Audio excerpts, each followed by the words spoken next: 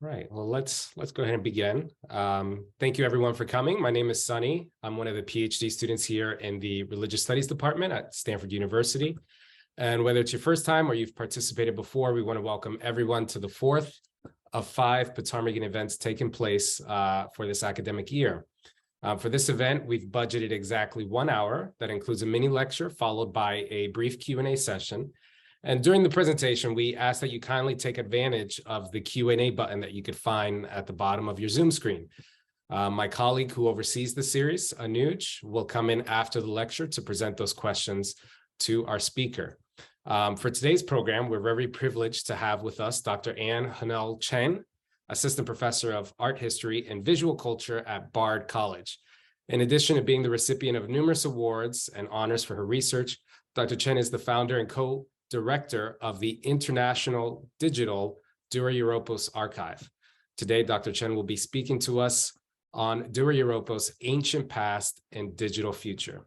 And with that, I will pass the virtual microphone on to you. Thank you again so much for your time this evening. Thank you so much, Sunny. I appreciate the kind introduction, and thanks to those of you who are tuning in live and those who are watching us in the recording in the aftermath. Let me just get my screen set up here. All right.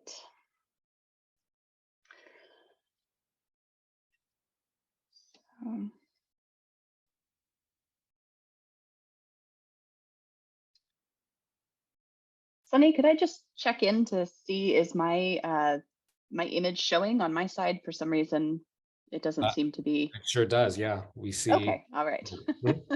All right, as long as you're seeing it, no big deal. Great. Great. So as I said, thank you to Michael and to Anuj and Sunny for the invitation to be here this evening and for all the logistical work that it's taken to go into making this series a success. I'm really excited to be here tonight. And as you can see from my title, my talk this evening will focus on the archaeological site of Dura-Europos. My plan for this evening is to give you an introduction to the excavation history of what we know of the site as it was in antiquity, after 100 years of studying the site's remains and archives, in order to give you a sense of why this site is a particularly valuable resource for helping us understand life in antiquity. As some of you may know, there are some prominent architectural discoveries that the site is famous for, so I'll spend some time introducing some of those and what I'm calling the highlights reel. But along with those highlights, I'll gesture to some of what we might call legacy issues that can make a site a challenge to study and to understand. So some of these issues are tied to the traditional publication strategies, others to a deep and rich literature of scholarly work and debate, and some to unwitting holdovers of colonialism. The kinds of issues that I'll mention are not unique to Dura by any means, and will likely sound familiar to those of you who have worked with materials from other sites rich in legacy data and scholarly literature and archival documents. So I'll close with a brief look at how technology may be able to help us start mitigating some of those legacy issues. So with our roadmap set out for us, grab your beverage and or your snack, and let's get started. As you may know, the site of Dura-Europos is located on the western bank of the Euphrates in what is today Syria. Excavations at Dura began a century ago when Syria was governed by the French Mandate. So French and American institutions funded and managed the work in its early phases, while an Arab workforce that included a significant number of child laborers carried out the backbreaking physical labor for low wages under what were often really dangerous conditions. More recently, starting in 1987, a Franco-Syrian joint excavation team continued investigation at the site, especially its Hellenistic phase, and remained working at the site until the outbreak of the Syrian civil war, now over a decade ago. Since 2011, the site has been ravaged by systematic looting. The park marks that you see marring the surface roughly every 1 meter in the site image, the satellite image to the right, are pits that were dug in the hopes of finding objects that can be sold to collectors. Colleagues from the Middle East and from Cultural Heritage Protection report that looted antiquities turn up not only in what we might think of as the official art market, but frequently on platforms like Facebook Marketplace and eBay. Tragic as the looting at the site is, there's more to the story than is typically acknowledged. Recent ethnographic style research by Jennifer Baird and Adnan Al-Muhammad has documented the perspectives of Syrians who live in the vicinity of Dura-Europos, and has noted local inhabitants' reflections that Western-generated information pertinent to the site has never been widely available in Arabic. Given the ways in which the local population was systematically alienated from the creation of knowledge in the early era of excavation at the site, and the ways in which Western-generated ideas have never been shared back with the locals, it shouldn't come as a surprise that when faced with real hardship, some treated the site as any other natural resource to be exploited in order to make ends meet. Fortunately, the site did see substantial systematic excavation and documentation prior to the recent destruction. And there's a wealth of archival information that we can re-examine to continue learning from the site. As Sunny mentioned, I'm currently leading a team of scholars generously funded by the National Endowment for the Humanities, focused on how we can use technology to bring together the distributed, unintegrated resources that help us understand this site. So I'm thinking here of the artifacts, the buildings that are still in situ, and the archival documents, while also making that content better available to global audiences and Arabic speakers in particular. As I've hinted already, I'll gesture towards some of our work in progress in the digital future portion of my talk toward the end of our time. So in the century since the first systematic excavations at the site, we've come to determine the general outlines of the site's development over time. The site was founded as a colony named Europos by the Seleucids around 300 BCE in the wake of Alexander the Great's death and the consequent dissolution of his former empire into separately governed Hellenistic kingdoms. This town that the Greeks called Europos was at the very edge of the Seleucid territory. Whether or not it was actually founded by the Seleucid king Seleucus Nicator or not, evidence from the site, like the relief that I'm showing you here on the right, that depicts Seleucus Nicator as mythical founder of the city, suggests that the inhabitants, at least in these later phases, believed that their city was founded by the Seleucid king. Belonging to the Hellenistic phase of the town are the walls and the towers of the site, and the orthogonal grid layout of the streets and blocks, together with a walled citadel on the eastern edge of the town that contained a palace building on the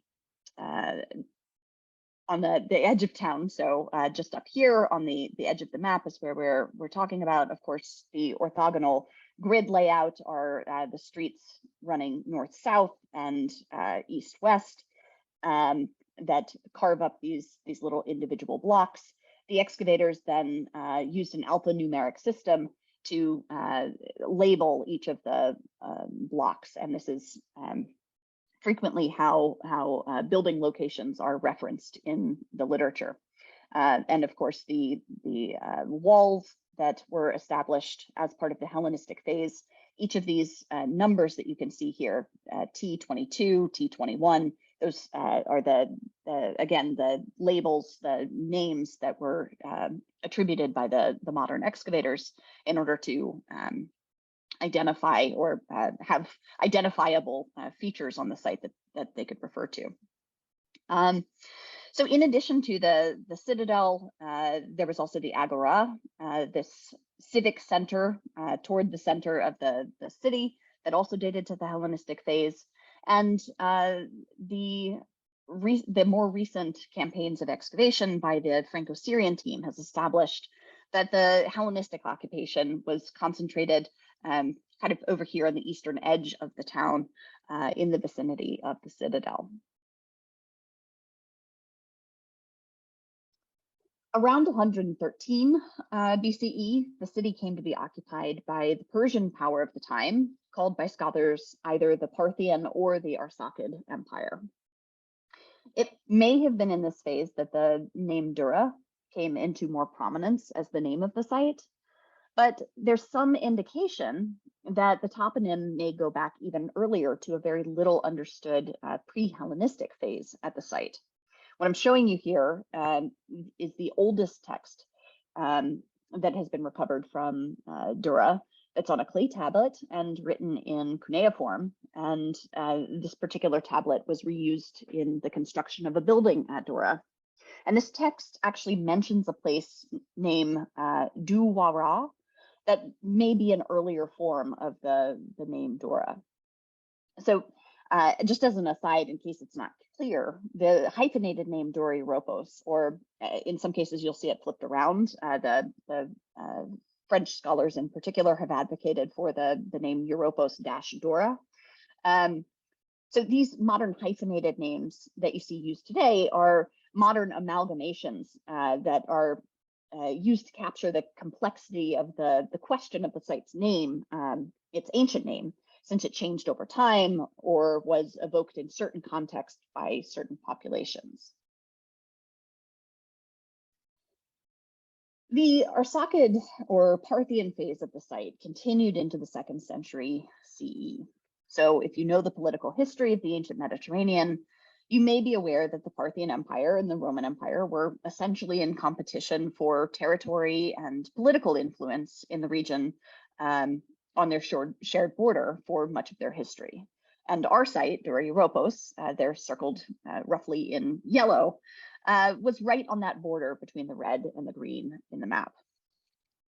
There's some uncertainty about the date that the site became part of Roman territory.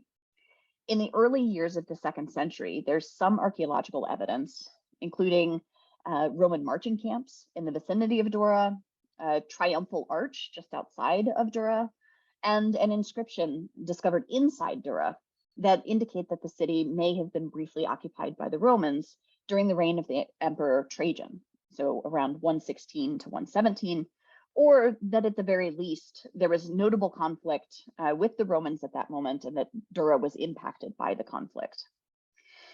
The city definitely seems to have been in Roman hands officially after about 165, and through the rest of the ancient occupation. Archaeological evidence, especially inscriptions, allow us to get a sense of the construction that took place in the city from the 1st century BCE to the 1st century CE, while the town was under Arsacid control. So as you can see from the list here, many of the town's temples had construction phases that date to this period.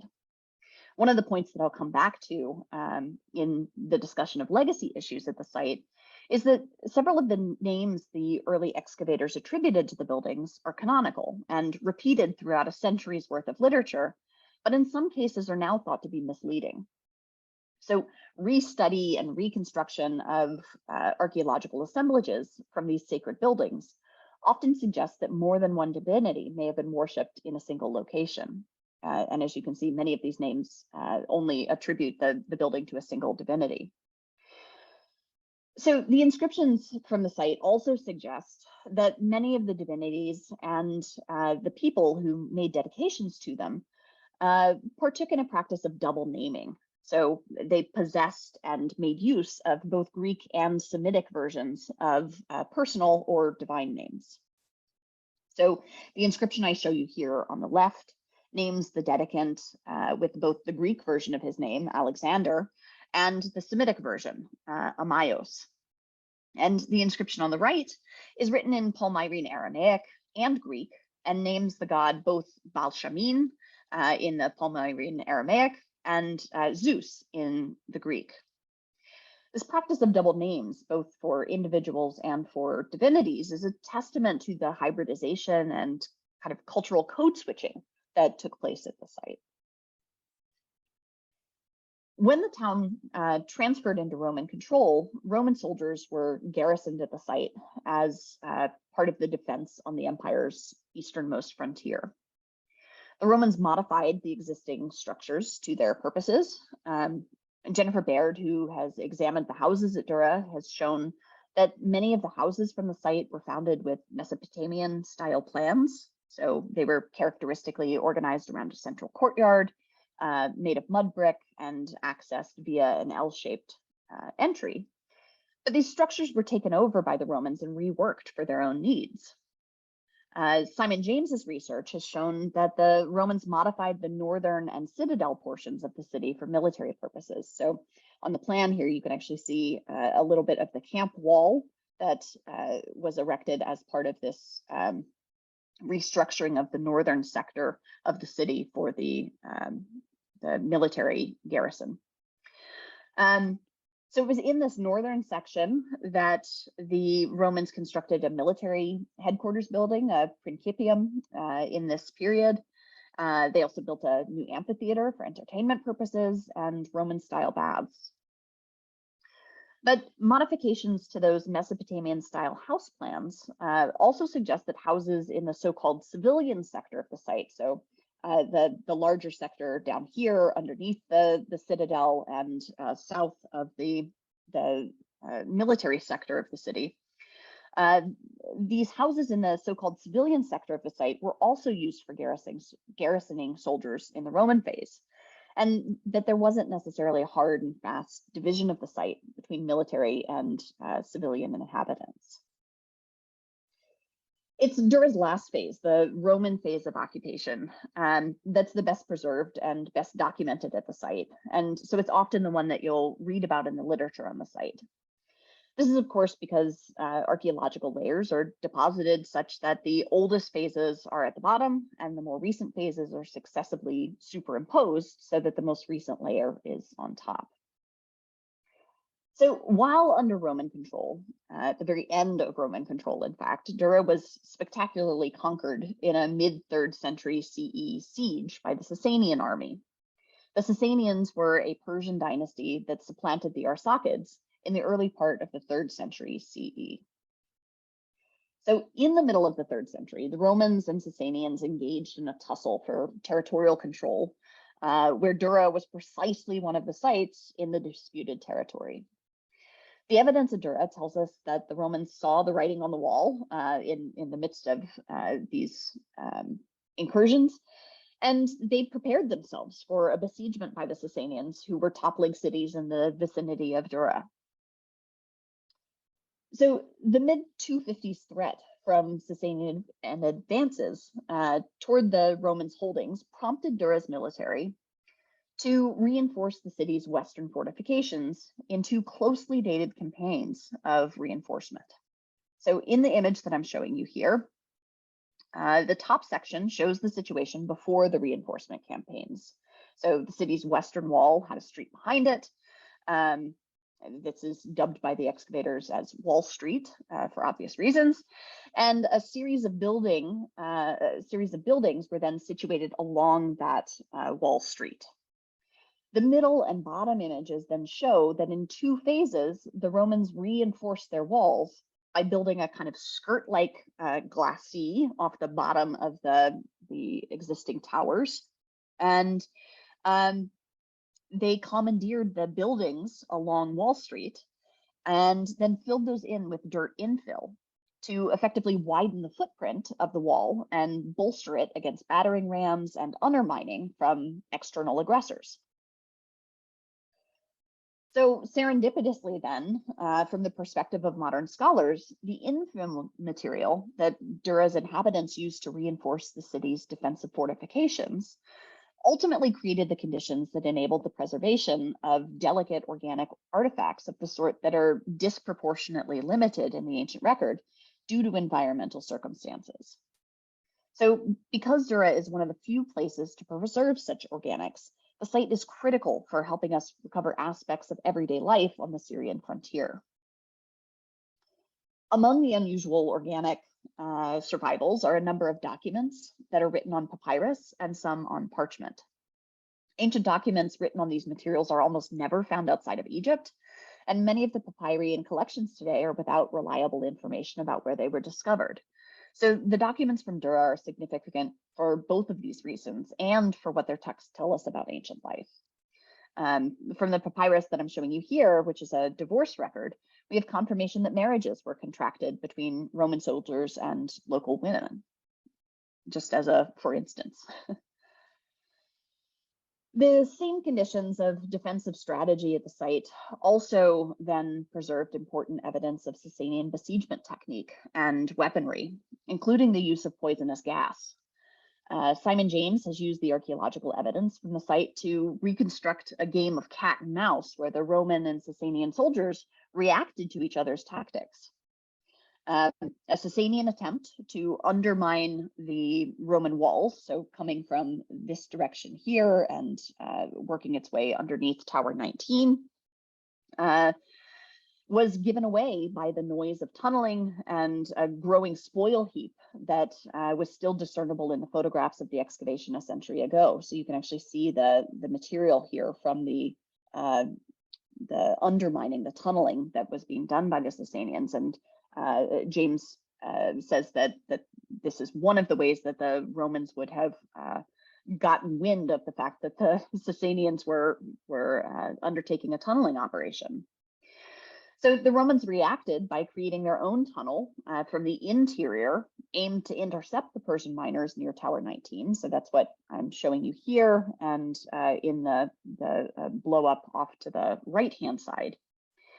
But ultimately, the Sasanians heard that the Romans were coming and planned their own surprise. So they flooded the Roman tunnel with toxic gas made from a combination of bitumen and sulfur crystals that wiped out the Roman soldiers and left this pile of bodies up here toward the top of the screen on the right. So I've chosen to lead off the lecture by leaning into the less popularly known aspects of this rich archaeological site. But those of you who had heard of the site previously will know that the construction and reinforcements for the city walls also preserved the earliest Christian, the earliest archaeologically known Christian church. They also preserved an elaborately decorated synagogue and a painted Mithraic shrine for the worship of the god Mithras. Sites discovered before and since Dura had preserved evidence of the ways that various pagan communities of worship coexisted, but Dura provided the first insight into the ways practitioners of monotheistic religions participated in community life side by side with their pagan counterparts. So prior to the discovery of the Christian building at Dura, it had been known that early Christian congregations worshipped in private houses, meeting at the homes of the wealthier members on a rotating basis, and that by the 2nd century CE, that some of these houses were donated to the congregations and converted into churches. The building discovered in the reinforcement embankment along Dura's western wall is the earliest archaeologically documented building of such a type that we know today. The church building was adapted around 240 CE from a pre-existing house on a plan that is typical of domestic spaces in Mesopotamia. So namely this organization around a central courtyard. So you see the courtyard here, and with an L-shaped entryway over here on the top side of the building as it's represented here.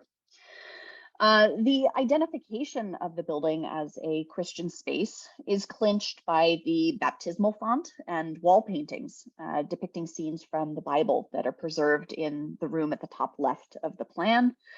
And I've illustrated for you here a scene depicting Christ's miraculous healing of a paralyzed man. So this is the figure of Christ here. There is the paralyzed man laying first on his cot, and then he is represented a second time after being healed by Christ. He is picking up his cot and walking away with it. So clearly he has received a miraculous healing. Other scenes in the same baptistry room depicted Christ walking on water, David and Goliath, Adam and Eve, a woman at the well, and a procession of women. So since in the 3rd century CE, Christian worship was subject to persecution in Roman territory, it may be significant that the exterior of the church appears to have remained much the same as it did when the building functioned as a house. So keeping the Christian worship space rather discreet from the outside, at least. From the northern sector of the city, the portion of the city that was modified by the Romans for their garrison, comes a shrine for the mystery cult associated with the god Mithras. Mithras was a god with a purported Iranian origin that became especially popular in the Roman period among soldiers and the merchant class. So it's not surprising then that we find that he had a shrine in the military garrison at Dura-Europos.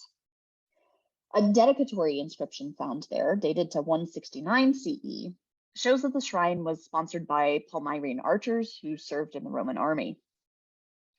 There's archaeological evidence that the building underwent renovations, and recently the scholars Matthew McCarty and Lucinda Durbin have restudied the archival materials associated with the site and established that there was likely one major renovation to the building that took place in about 209 to 211 CE. That renovation included both some structural changes and the campaign of redecorating the walls. The cult of Mithras was a mystery religion that featured initiation and banquets and the promise of salvation after death. Only men were allowed to join, we think, and due to the exclusive nature of the cult, there's little known about its rituals. There were 7 levels or grades of initiation, and graffiti at Dura-Europos listed the names of initiates and gave their Mithraic grade along with their names. Shrines dedicated to Mithras were generally located underground, commemorating Mithras's supposed birth in a cave. The Dura-Europos Mithraeum was unusual in that it was totally above ground. But other aspects of its layout are similar to Mithraea elsewhere. So especially the elongated arrangement of the space with benches on either side that you see here and here. These benches probably would have been used during banquets and were part of Mithraic worship. The devotional focus of a Mithraic shrine was typically a cult relief showing Mithras slaying the cosmic bull in a depiction known as a tauroctony. This particular iconography symbolized the victory of light over primeval darkness. While the specifics of the iconographic schemes varied among individual Mithraic shrines in different locations throughout the empire, this image seems to have been a constant. The Dura-Europos Mithraeum contained 2 such reliefs, and this is unusual. The repetition of this imagery is very rare, and the inscriptions on the images indicate that they were dedicated within only a few years of one another. So the smaller one on the bottom of your screen in 169, and the larger in about 170. Why the 2 reliefs were dedicated in such a short succession is still up for debate. Both reliefs show Mithras and the bull in a characteristic fashion. So Mithras is dressed in a Persian costume with the soft felt cap and pants under a belted tunic. He sits on the back of the bull and pulls his head back with one hand while he stabs the animal in the neck with another. A small dog drinks blood from the wound, rather grisly. And in the larger of the 2 reliefs, there are a group of donors or initiates shown in the relief and observing this scene of the killing of the bull. Although donors don't show up in tauroctony imagery from other sites, donors are a common feature on reliefs connected with other sacred contexts at Dura. Dura's tauroctony reliefs were surrounded by painted decor, and Durbin and McCarty's work has established that although what was found most intact was the painted decor of the later phase of the building after renovation, there are also some indications of the previous decorative scheme. So what we have at Dura is a very rare opportunity to see some sort of renovation stratigraphy actually on the walls. So as you see from the image on the right, as was done with other important buildings at the site, after their discovery, the wall paintings from the Mithraeum were segmented and actually physically removed from the walls, then transported for reinstallation in a museum context. The Mithraeum today is on view in the Yale University Art Gallery in New Haven. The painted imagery around the cult reliefs in the building's later phase included scenes connected with Mithraic cosmogony and the life of Mithras. There were also sacred altars and trees and hunting imagery and torch-bearing attendants of Mithras known as cautes and katopates. Also located along the same street, just next to the city's western wall, not far from the city's main gate, and roughly between the church and the Mithraeum, was the synagogue. The building was adapted from pre-existing houses in the area, and inscriptions from the building tell us it was renovated by the community around 244 CE. So we know that the synagogue had at least two phases of use and construction, but as you might expect, it's the later phase that is best understood. The room labeled as synagogue in the plan that I'm showing you here, so we're talking about this room up here, is known in the literature as the assembly hall and seems to have been the place where the congregation gathered. This room is at the western end of the building, and so that means that it butted up against Wall Street and was thus thoroughly filled in with dirt as part of that reinforcement embankment. And this is why the wall paintings in that section of the synagogue are as well preserved as they are.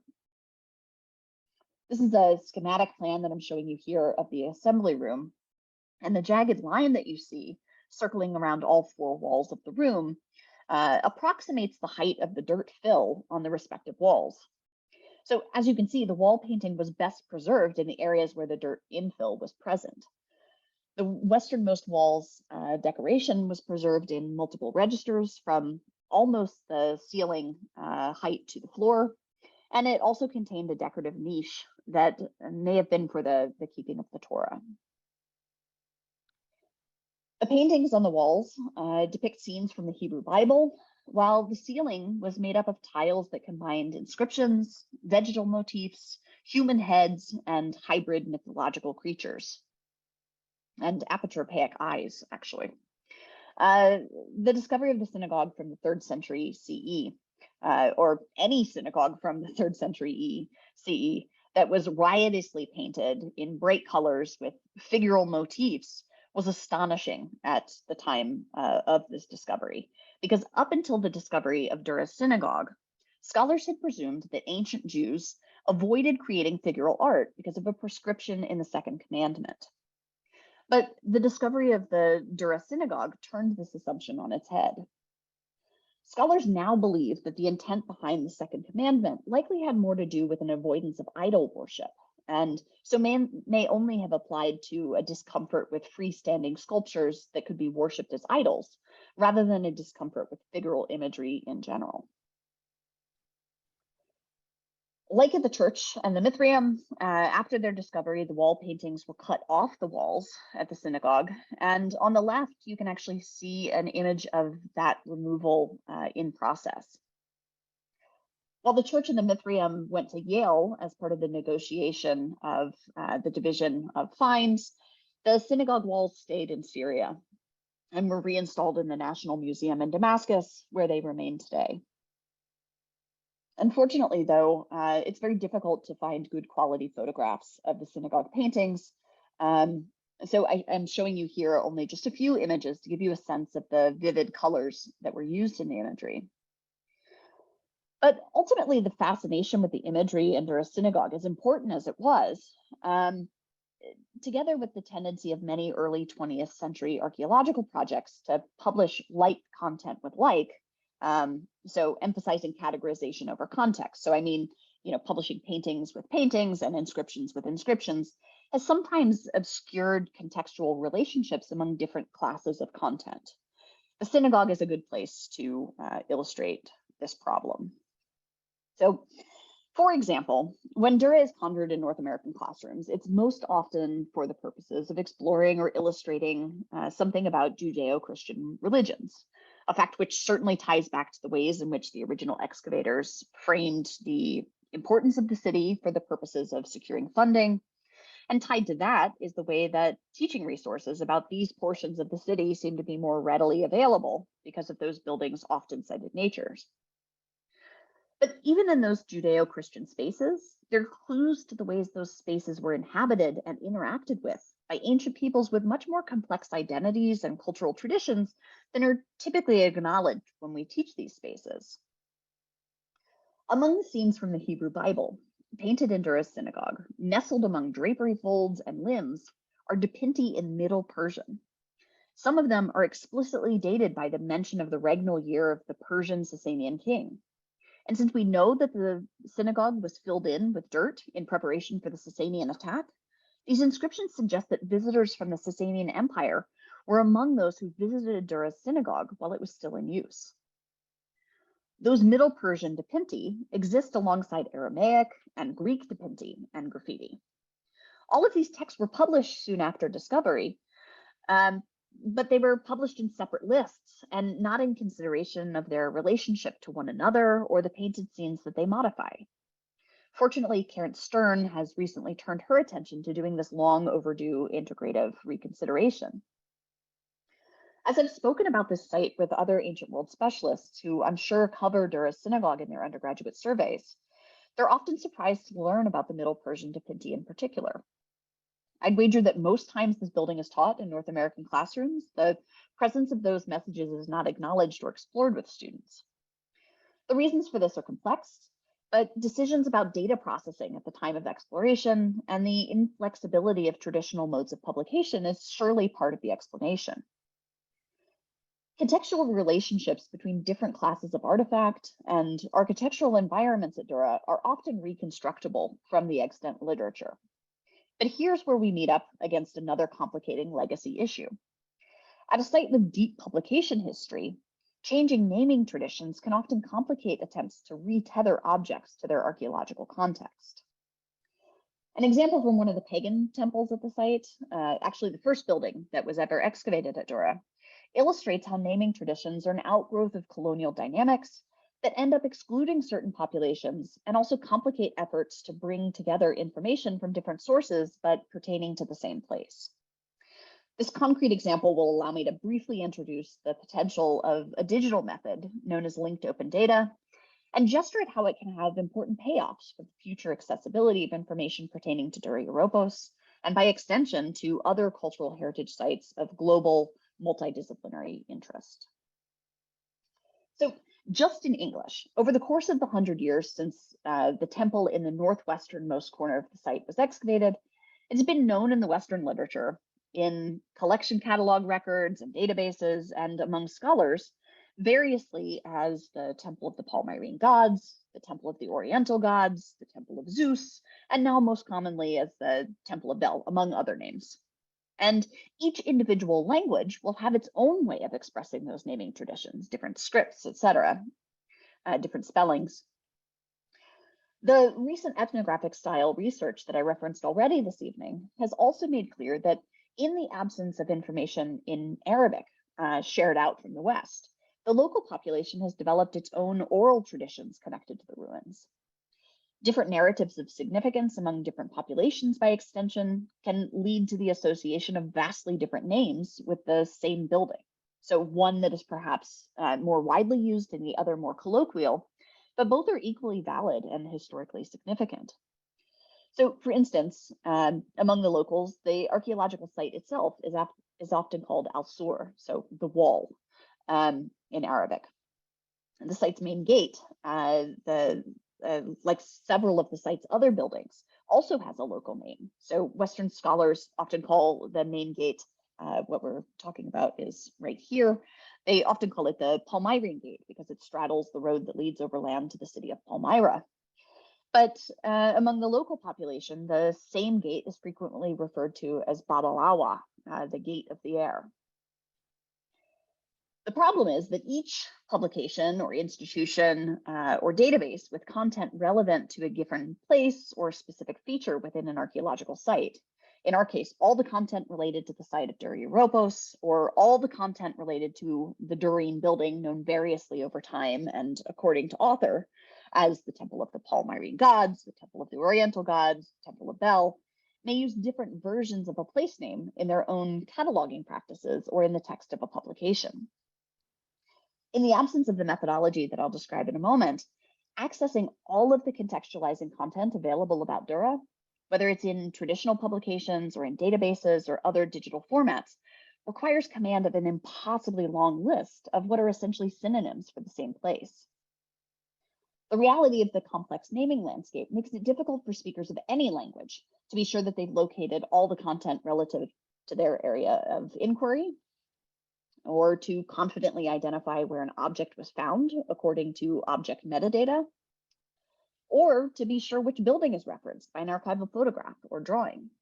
This is the problem of discoverability. How easy is it for you to surface the content you're after in the digital realm?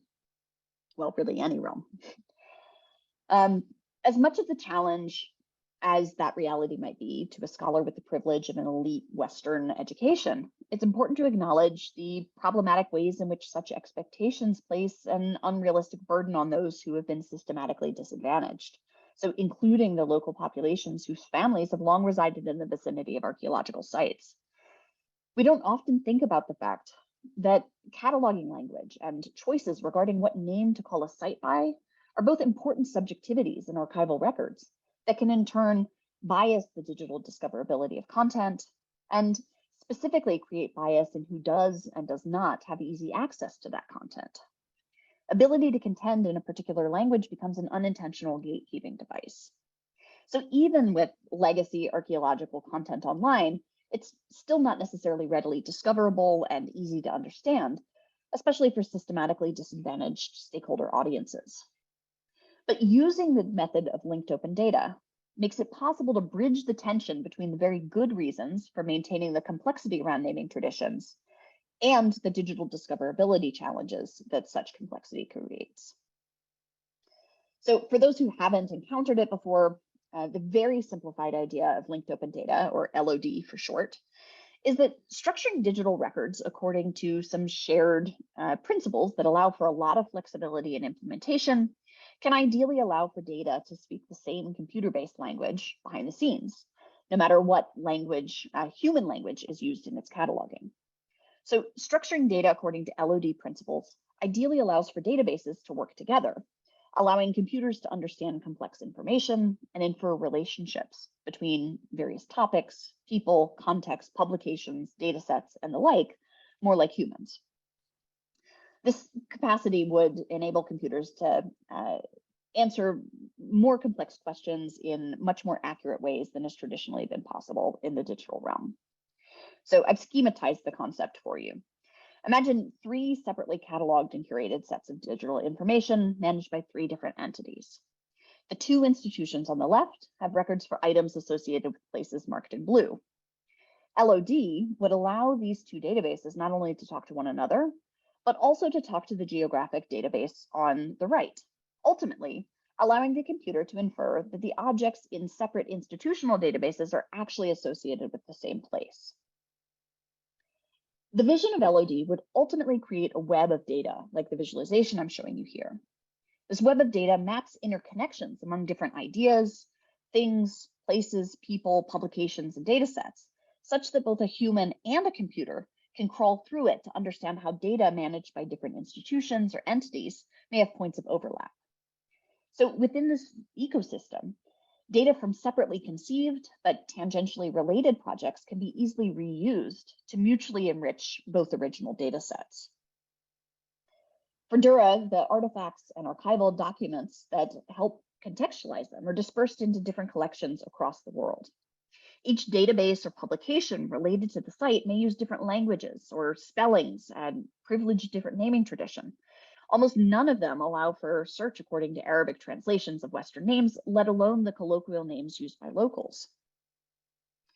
Within the linked open data ecosystem, a class of geographic resources known as gazetteers gather up all the known name variants for a place, associate those names with a particular set of geographic coordinates, and assign that place a stable non-linguistic identifier. So this is a language agnostic way of getting around the naming tradition.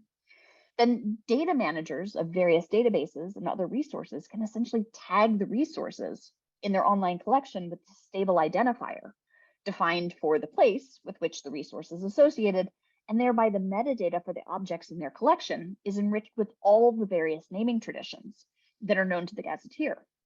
This essentially means that no matter the preferred way of referring to Dura-Europos' Temple of Bel in a particular collection's metadata, so whether that's Temple of Bel or Temple of the Palmyrene Gods or a name in Arabic script, as long as a digital record is tagged with the appropriate gazetteer ID, that record becomes linked to other digital entities associated with the same physical location, no matter how they call that physical location. So examples of linked open data digital gazetteers that you may have encountered include Pleiades, the World Historical Gazetteer, and the Getty Thesaurus of Geographic Names.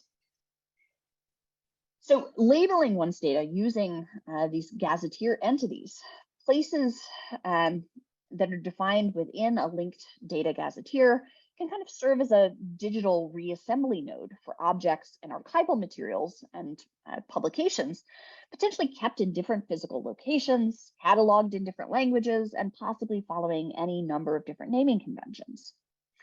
This is the approach that the IDEA project is taking with regard to Dura-Europos, utilizing the Wikidata platform. And I'm happy to speak with anyone here about the nuts and bolts of that, or speak with you over email or Zoom or in the Q&A if this is something of interest. But beyond this practical payoff, the contribution to and deployment of digital gazetteers in the LOD ecosystem can make ethically significant improvements in the digital accessibility of cultural heritage information. So first, and perhaps most obviously, labeling data in this manner enables the ability to surface related digital records according to the place name native to one's own native language, and further, according to different intellectual or cultural traditions. And that's a step toward greater equity of access. And secondly, scholars like Baird and Al-Muhammad do the important ethnographically informed work of documenting stakeholder-backed counter-narratives. LOD gazetteers critically provide a route by which to ensure that such alternate perspectives are surfaced equally alongside more traditional Western interpretations in the digital realm. Given the colonial dynamics of earlier eras that landed so many archaeological artifacts and archival materials in the West, as well as the enduring patterns of inaccessibility among key stakeholders, thanks to outgrowth of that colonialism, so that's including cataloging language and exclusive use of Western-defined place names in object metadata, I hope it's becoming clearer how the commitment of archival archaeological collections to not just make their content available online via high-quality digital surrogates, but also to integrate those surrogates into the growing LOD ecosystem can have important implications for more equitable access. We've covered a lot of ground tonight, so I'll leave you here with a review of some of the many ways Dura is significant as a resource for our understanding of life in antiquity. I'm more than happy now to field your questions, and I thank you for showing up tonight and for listening in. Thank you.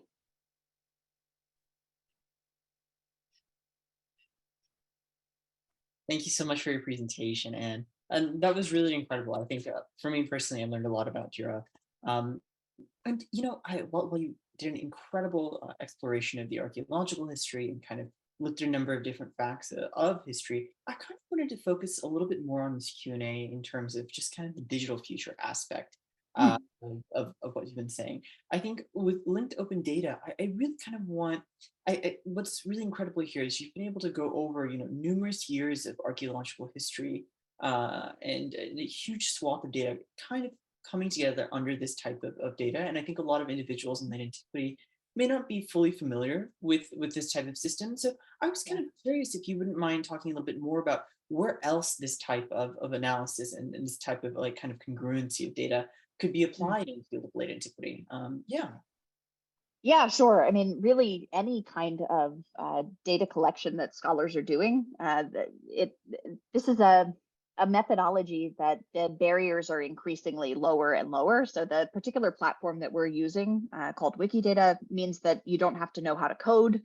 You have to know how to put data in a spreadsheet. And then there is an incredible community of tool developers and just other interlocutors who are helping each other to put this data out into the linked open data ecosystem. So there are tons of projects and many institutions now that are putting their data into this ecosystem. One of the things that does concern me a little bit, though, is that it tends to be a lot of Western institutions, right? And so places like the Met, the Smithsonian, the Getty, these are the places that are leading this linked open data charge. And I think that one of the dangers is that we reify a lot of the conversations among scholars in the West, that we in the West are having conversations with one another about how to set the standards of linked open data, how to share this information, what the ethics of it are, and then we are prepared to thrust this upon the rest of the world without necessarily fully integrating more marginalized regions into the conversation from the ground up. And so I think one of the things that I find particularly promising about the Wikidata community is that it does have this low barrier. It's free. There are resources already available online in many different languages, and because it's multilingual, this is really the thing that I think is kind of magic. I didn't go over this in the prepared lecture. But essentially, by just making records for artifacts, things in museum collections or archival collections, and putting those records into Wikidata, because of this kind of linking structure within the linked open data network, it is possible, say, actually, and I have a couple of examples that I could show you. So here's one of our records from Dura. This is a relief. Each of the metadata statements is essentially parsed into a series of links. And what this means is that because of the global editorial community of Wikidata, not every statement, in this version, we hadn't yet translated the label and the description of this object into Arabic. That is something that our team is doing. We're systematically working to create translations for all of the labels and descriptions. But things like the concept of an archaeological artifact, that concept has been translated by the global community into some 300 different languages, so including Arabic and Japanese. So by linking our statement and saying this thing is an archaeological artifact, and we're pointing out to the link with all of the different permutations of how every different language calls the concept of the thing archaeological artifact. And then same thing with Heracles. We're pointing out at this cluster of different ways of calling that. We're essentially making every single one of our artifacts searchable, queryable in 300 different languages. So somebody who is searching for, just at a basic level, like show me all the stuff from Dura-Europos that is an archaeological artifact and depicts Heracles, you could search for that in Arabic and get exactly the same results that you would in English. You could search for it in Japanese, same way.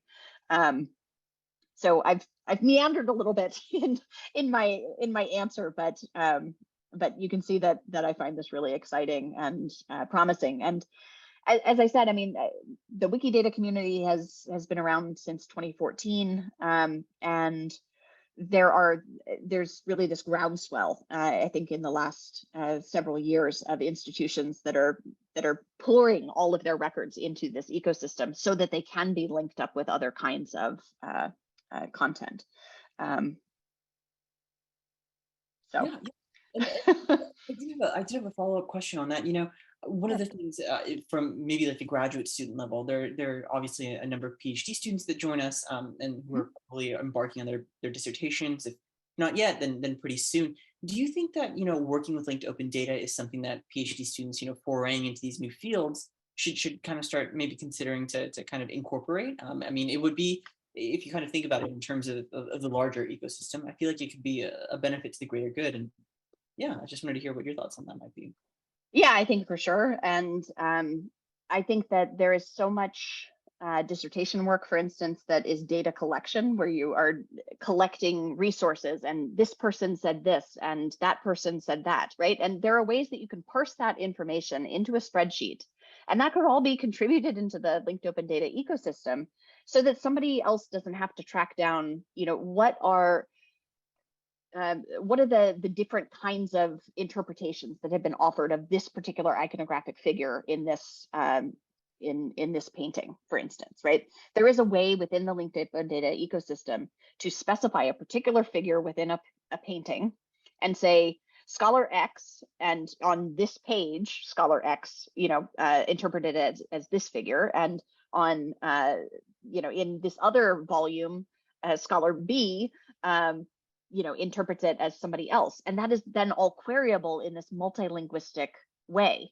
And so rather than locking up information in a single language and in publications that maybe certain parts of the world can't afford to have on their library shelves, we're opening that information up to one another. We're also better able to build on each other's insights and the research that has already been done before us. It's a better way of sharing. I think that it's maybe the key to being able to do some of the more cross-disciplinary and multicultural research that I think we all really want to do, but we all know how hard that is to have command over multiple cultures that you're trying to look across. So if we could trust the insights of a collaborator who's documenting things in Parthian sites and collaborators at other Roman sites, and all of our data could speak to each other, I mean, the possibilities are really exciting, I think, for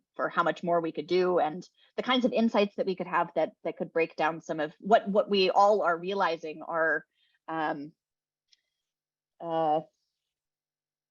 disciplinary silos, right? That we want to reach across, but finding practical ways of doing that is sometimes difficult. Yeah. And, we just have about 2 minutes left, so we only have time for one more question. But, as someone who hasn't actually worked with linked open data, something that, I see kind of the potential that you've pointed out here. I see a lot of benefits. Something that I am a little bit nervous about is kind of getting started. So I was kind of curious if you wouldn't mind, just kind of explaining a little bit about maybe one or two of the first challenges you faced when starting to work with linked open data, and maybe how you kind of overcame those. Yeah, I mean, I think that for a lot of us, there is a nervousness about being self-taught. And I guess I want to normalize that. And I think that this is another thing that is really great about the Wikidata community in particular, is that there are so many of these training resources that really, there is a whole education community that is devoted to creating these resources and really breaking down these concepts into manageable chunks, that somebody like me who didn't have a coding background, I didn't come from a comp sci background at all, right, who was able to find my way in. And I think that there is a way in which putting yourself out there and networking with people, I think that's another thing that I really love about the digital humanities community in general, is just that because we're all out of our comfort zone, because we're trying to cross these disciplinary boundaries, I think there's a way in which there's a lot of openness to asking for help, asking for feedback. And in particular, I guess I should give a plug for the Pelagios network. There's a group of scholars, international. It's free to join. Anybody can participate, and basically we get together and we talk about issues of linked data and share approaches and spitball when we run up against challenges and things like that. So I think that there are embracing communities to work with, and yeah, it's just a matter of kind of dipping your toe in and being patient with yourself as you learn. Yeah, I can imagine. I can imagine. Well, that leaves us just at time. So thank you again so much for kind of coming out and joining us this evening. It was incredible. And thank you everyone for joining us this evening. Thanks for having me. All right. Bye, everyone.